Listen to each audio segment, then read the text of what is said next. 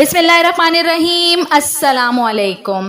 حضرت شیخ سعدی رحمۃ اللہ علیہ بیان کرتے ہیں کہ کچھ نیک لوگ مسجد میں بیٹھے ذکر الہی میں مشغول تھے کہ وہاں ملک کا شہزادہ آ گیا۔ وہ شہزادہ اس وقت نشے میں دھت تھا۔ اس نے آتے ہی ان نیک لوگوں کو گالیاں دینا شروع کر دیں۔ جب وہ شہزادہ وہاں سے چلا گیا تو ان میں سے ایک شخص نے اپنے مرشد سے کہا، آپ اس کے حق میں بد دعا کریں۔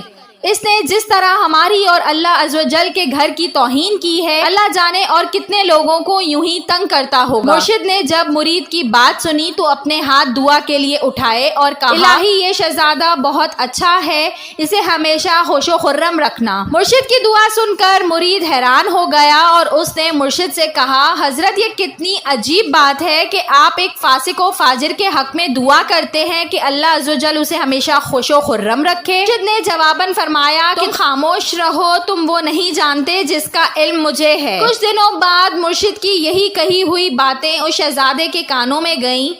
اس نے اسی وقت شراب نوشی اور دیگر تمام برائیوں سے توبہ کر لی اور اپنے ایک خاص قاصد کے ذریعے ان مرشد کو پیغام بھیجا کہ اگر آپ میرے پاس آئیں گے تو یہ میری خوش نصیبی ہوگی۔ ان مرشد نے اس شہزادے کی دعوت قبول کر لی اور شہزادے کو زندگی گزارنے کے بہترین اصولوں سے آگاہ کیا اور کہا کہ اس سے قبل وہ جو زندگی گزار رہا تھا وہ اسے ہلاکت میں مبتلا کرنے والی تھی۔ شہزادے نے ان کی نصیحت کو قبول کیا اور اپنے تمام آلات، موسیقی اور شراب کے جام توڑوا دیے اور نیک لوگوں کی صحبت اور طریقہ اختیار کیا۔ اب اس کا تمام وقت عبادت الہی میں بسر ہوتا تھا اور اس کا اپنی گزشتہ زندگی سے کوئی واسطہ نہ تھا۔ ایک وقت تھا کہ وہ اپنے باپ کی نصیحت کو بھی قبول نہ کرتا تھا اور اب ہر وقت مسجد میں بیٹھا عبادت الہی میں مشغول رہتا تھا۔ اس حکایت میں شیخ سعدی بیان کرتے ہیں کہ کسی شخص کو اگر متاثر کرنا ہو تو اپنے اخلاق کے ذریعے متاثر کرو، اور ہمارے نبی آقا دو جہاں حضرت سیدنا محمد صلی اللہ علیہ وآلہ وسلم بھی بہترین اخلاق کا نمونہ ہیں۔